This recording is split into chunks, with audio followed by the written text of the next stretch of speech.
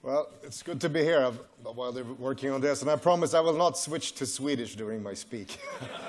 I think the translator would have a problem. But no, my presentation will be more about a vision for the surroundings, the environment that will drive the IT market, not so much exactly what it would be. Because I think it's very important that we understand what's going on around us, not just make conclusions about what's right or wrong. We need to really sense, what the world is doing around us. So this slide is something we highlighted last year. There's a huge transformation going on in the marketplace with a 3 times increase in middle class around the world, as we can see on this picture, in only 20 years. So from 2009 to 2030, we have a tripling in middle class around the world. And what that means is middle class equals people with disposable income, so people that can afford to buy the devices that we're all trying to come up with here and make and sell. And as you can see on this slide, the majority of this growth is in Asia, which is the green part of the donut here. When looking at the total spending then in different parts of the world, we can see 2009, 2030, again, the same division of different parts of the world. We can see that Asia, there's a six-tupling in 20 years of middle-class total spending during this time period. So there's an amazing change of the market, of the industry. And I think a lot of people in the West have this notion of Western markets being driving, being leading. I think this shows it's all wrong, right? It's changing. It's really a global market now, and it's led by the expansion in Asia, primarily. So these changes, they cause this camelback market we used to talk about to invert. The camelback market is the past, where most people in the world were living on subsistence levels, meaning they didn't have money to spend on anything else but food and to heat their house.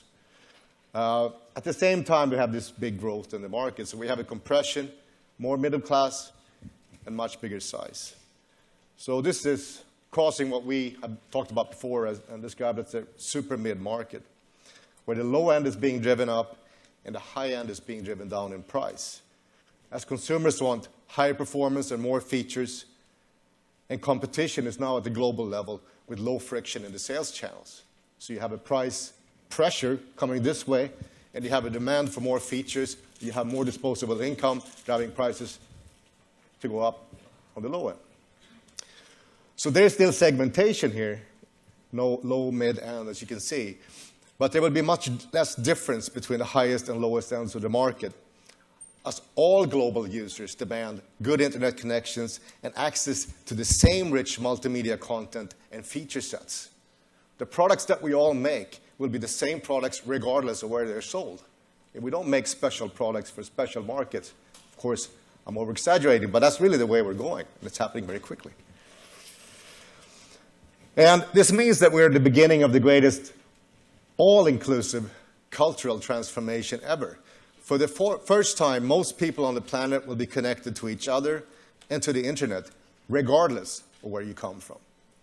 And as we've seen, the pace of change is quite incredible. The numbers I showed you before, the 20 years middle-class expansion, is from the OECD, and there's no reason to believe that those numbers will be any different. Perhaps there will be more aggressive growth. Welcome, everyday genius. This is our Mediatek company tagline.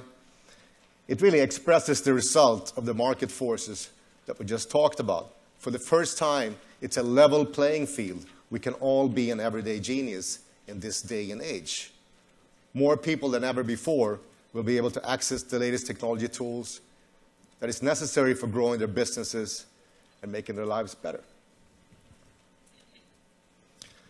And this world map sort of highlights it. It shows that there's another 6 billion plus opportunity outside the Western or traditional developed markets. And it's really a global business opportunity, in particular for IoT, where we can leverage the investment in wireless broadband networks that have rapidly grown in all of these regions, perhaps faster in emerging markets than in the developed markets. So the opportunity is the whole population, not just what's going on in the US or in Europe, or a traditional developed market. This, of course, makes IoT the next big growth driver as we start connecting everything that's around us. It's driven by this cloud-centric economy and the 10 years experience that we already have of the mobile internet. We now demand real-time access to the world around us, and not only access, but also the ability to control it. So, hello, everything. And welcome, boundless opportunity. Sensors, processors, wireless technology, and cloud are now at an inflection point where massive new IoT markets can be created rapidly and cost-effectively. The next generation of users will demand a seamless smartphone-connected experience across all devices around them in all life situations. So we really have now the means to make a lot of new markets happen. And IoT should never be, expressed really in singular. It's always many things. It's really IoTs, right? Of course. When we talk about markets here, there are many, many markets. The question is, where are we and where are we heading? And this is where our Mediatek vision of the brand new world comes in. It really just trying to express a big picture, very big picture, in fact, because we started the Big Bang and we end at infinity. So I don't think you can make the picture any bigger than that. So it's ambitious, but there's some interesting facts, an interesting story to be told when you look at this. So historically, we've had no internet-connected cloud. We only have localized data. We had no communications in the past, except for no long-distance communications. In the brand new world, we have ubiquitous cloud and unconstrained bandwidth. Everyone and everything is connected and analyzed. You see there is an orange area in the middle, and this is where we are right now. We're in the transition. This transition in the greater scale of things is just a glitch. What we're experiencing right now is just a glitch, moving from history to the brand new world. Historically, the majority of people, as we saw in the camelback market slide, they live close to subsistence level, and they have no money to spend on things, or had no money to spend on things that they desired apart from food and a place to live. In the brand new world, the majority of people have disposable income, which is what we said about the rise of the superbin market. Historically, information was available to few people at a very slow pace. In the brand new world, information will be available to all instantly, because we're all going to be connected, have access to the same information at the same time. So there will be a massive evolutionary impact. So let's look into a couple of areas that affect more of what we do as technologists trying to figure out what to do in the IoT space. So first of all, device evolution. Historically, we've had standalone devices, basic internet access with fixed app. And the usability notion here is you press a button, you get some effect.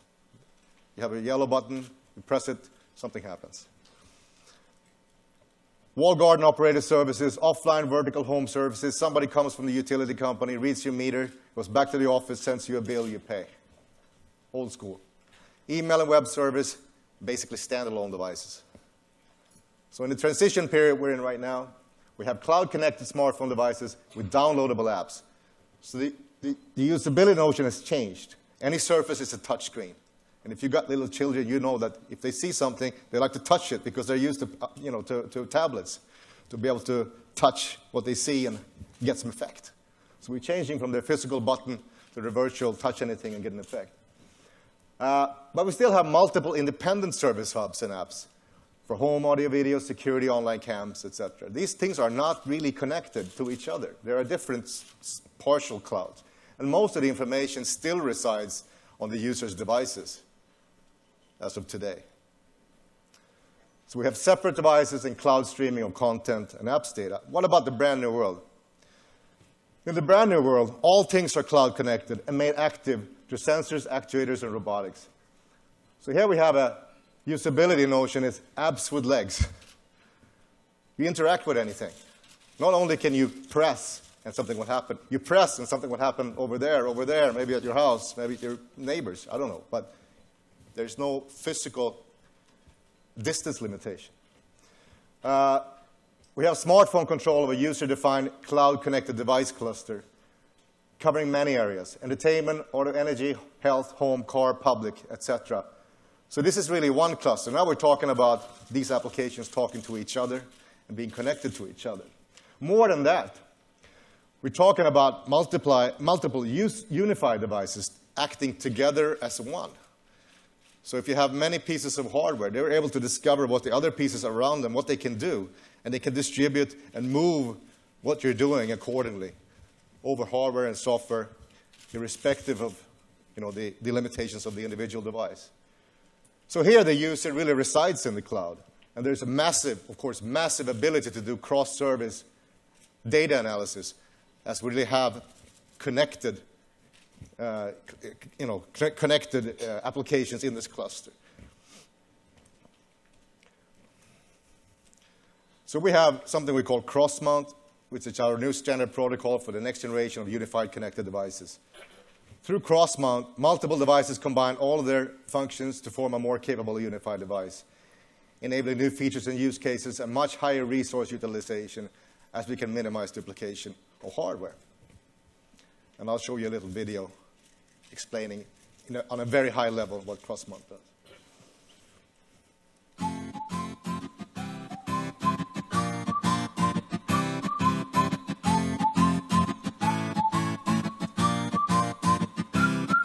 Cross-mount by Mediatek changes the way your smart devices work together.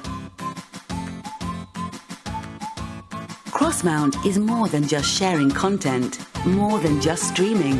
It is a breakthrough in seamless hardware and software sharing.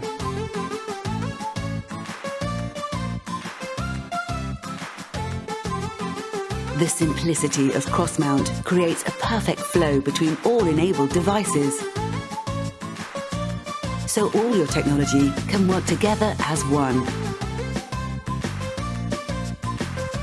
One device can access another's microphone, audio output, screen, camera, connectivity channels, and more, opening up endless possibilities.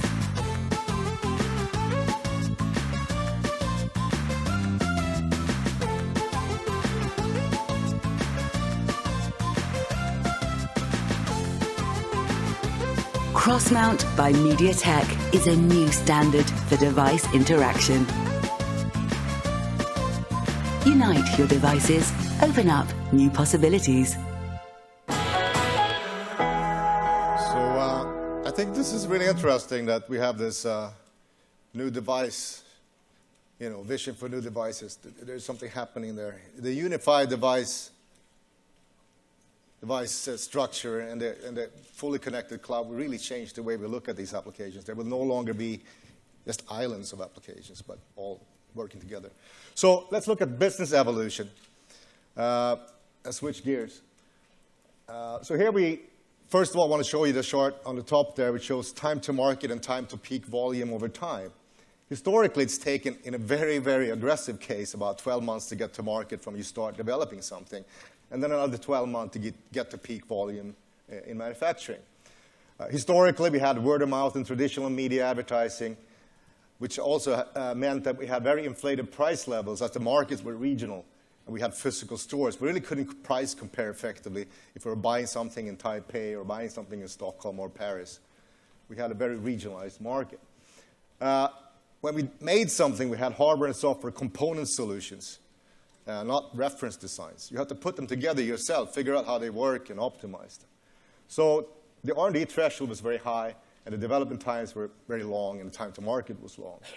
And also, the target segments were broad because we couldn't afford to spend as much energy on too many segments because the process was difficult.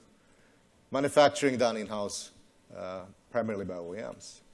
So in the transition time, meaning now, we have social media, online consumer reports, and price comparisons, creating a huge price pressure as we have a global market. You can compare China pricing, Taiwan pricing, Europe pricing, whatever. You can buy products on a web store and it gets delivered to your doorstep. It's a very, very, very much more frictionless business model than in the past.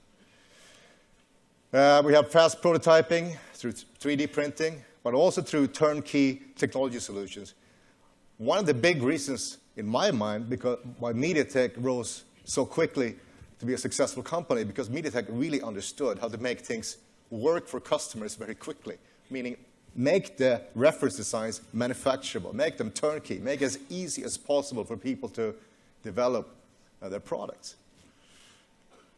We have low R&D threshold now. We have fast time to market, as we can see on the graph, about 4 months in an aggressive case from where you start until you have a prototype ready, another 4 months until manufacturing starts.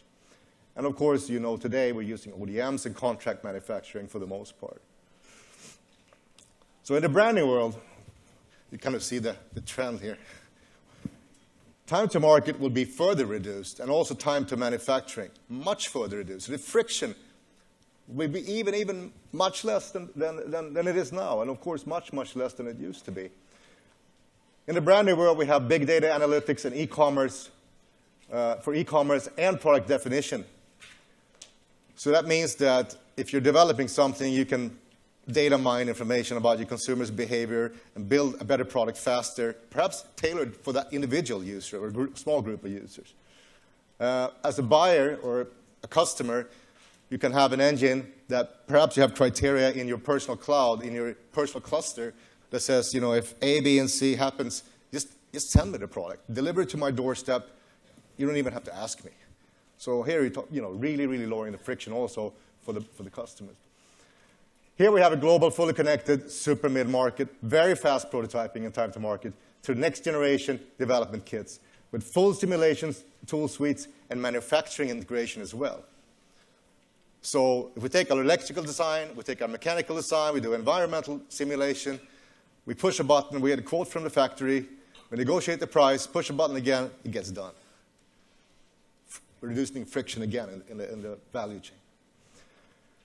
And in this brand new world, the chipset and service platform companies really become broad business enablers because it also becomes easier for new companies to make things. You don't have to be an expert in everything because the tools will help you. It will be much easier to use, as it's become much easier now than it was 10 years ago. We have very fine segmentation here. You can argue that we have a unified device segmentation of one.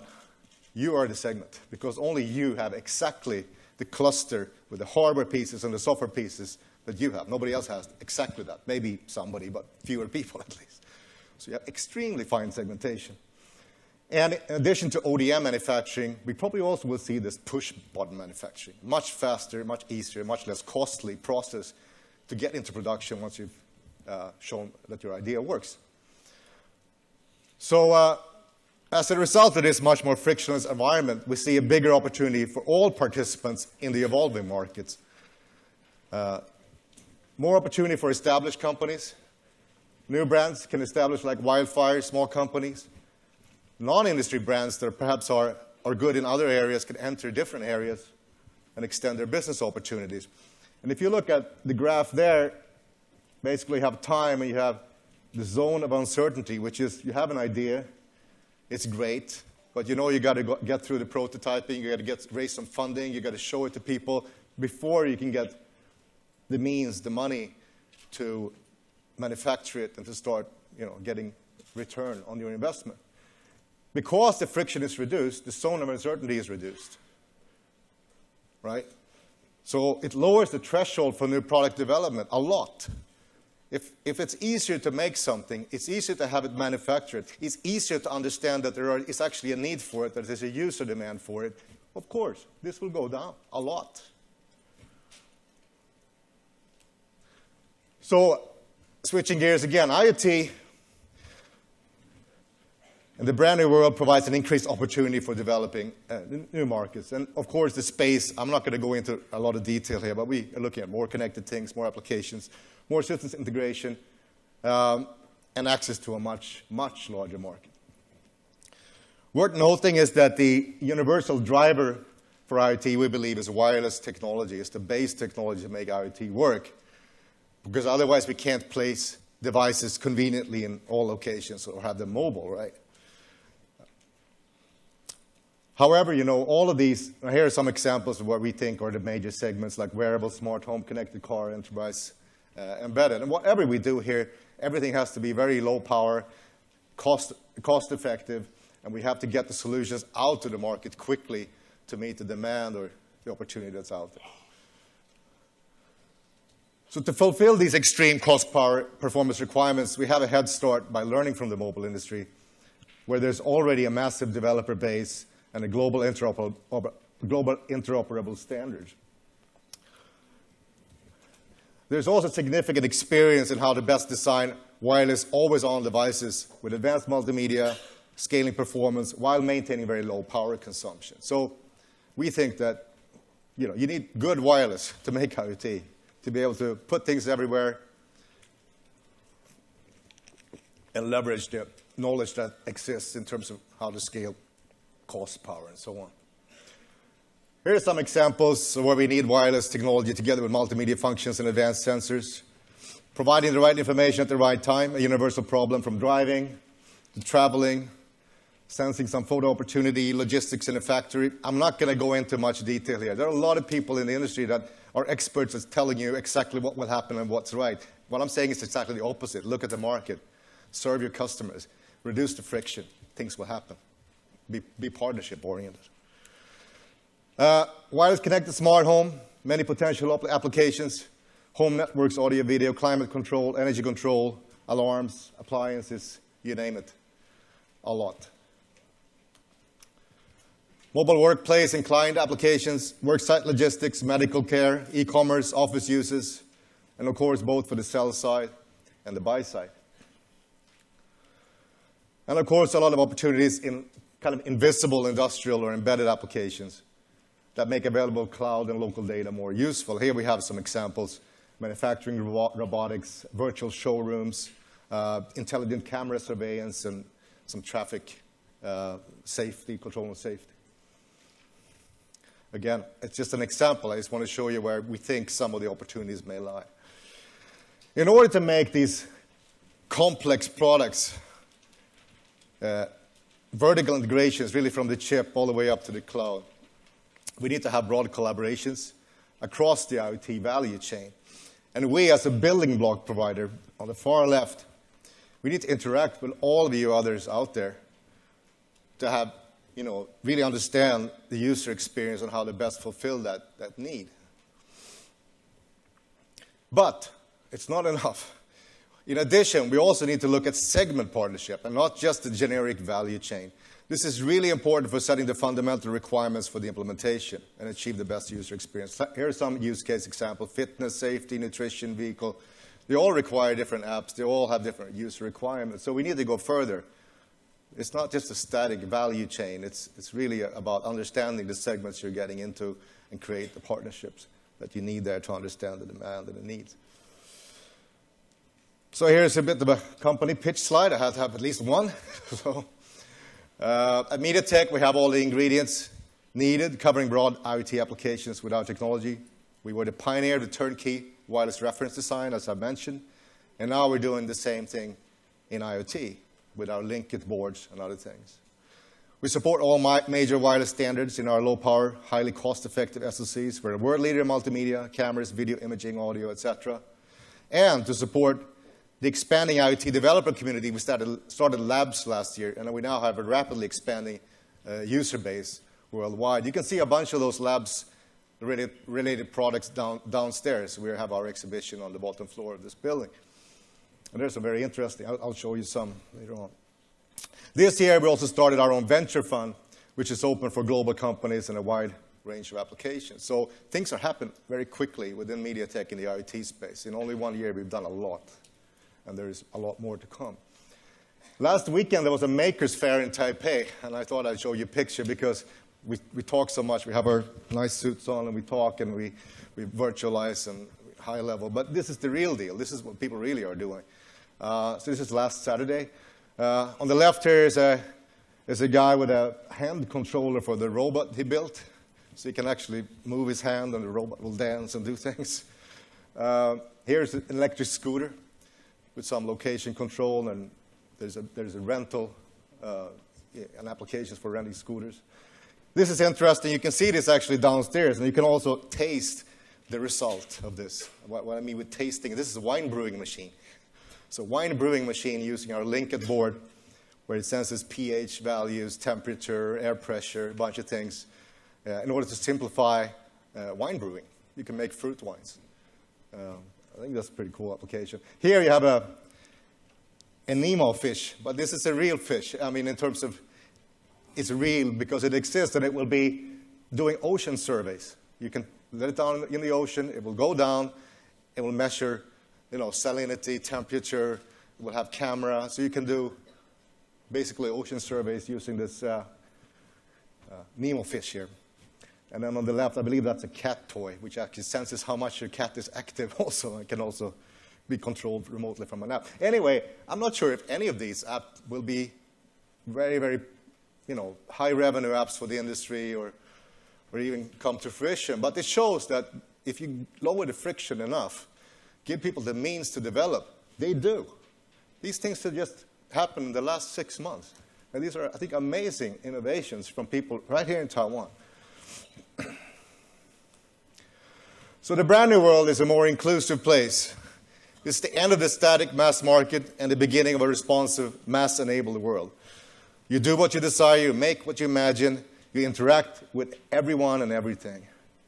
There is reduced friction in the value chain and a lot of increased opportunities for users and businesses alike. And there's greatly boosted innovation and productivity. And of course, there's a network effect. The more humans, the more people, the more brains you have working on something, the better and faster the result will be. And it's a truly responsive world. So I think it's extremely exciting. I think I've been in this industry for, 27 years, and this is about the most exciting time since, the big growth of wireless in the late 90s. So very exciting to be here at Computex and looking forward to what's going to happen next. Thank you very much. Thank you, Mr. Lodenius, again, for your sharing and remarkable speech.